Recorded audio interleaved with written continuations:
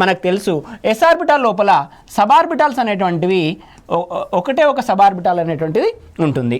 P orbital లోపల 3 sub orbitals అనేటువంటివి ఉండడం జరుగుతుంది. వాటినే మనం పిఎక్స్, పివై, పిజెడ్తో సూచించడం జరుగుతుంది. ఇంకా తీసుకున్నట్లయితే డి ఆర్బిటాల్ లోపల 5 సబ్ ఆర్బిటాల్స్ అనేటువంటివి ఉండడం జరుగుతుంది. 5 సబ్ ఆర్బిటాల్. ఇక్కడ ఒక్కొక్క సబ్ ఆర్బిటాల్ని నేను ఒక్కొక్క బాక్స్ చేత సూచించడం జరుగుతుంది. ఎస్ లోపల ఒకటే బాక్స్ తీసుకున్నాను, అంటే ఒకటే సబ్ ఆర్బిటాల్. పి లోపల 3 బాక్సులు తీసుకున్నాను, 3 సబ్ ఆర్బిటాల్. డి లోపల 5 బాక్సెస్ తీసుకున్నాను, 5 సబ్ ఆర్బిటాల్స్. ఇప్పుడు ఒక్కొక్క బాక్స్ లోపల 2 ఎలక్ట్రాన్లు అనేటువంటివి ఉండడం జరుగుతుంది. అంటే ఎస్ ఆర్బిటాల్ లోపల గరిష్టంగా ఉండేటువంటి ఎలక్ట్రాన్ల సంఖ్య 2 ఎలక్ట్రాన్లు.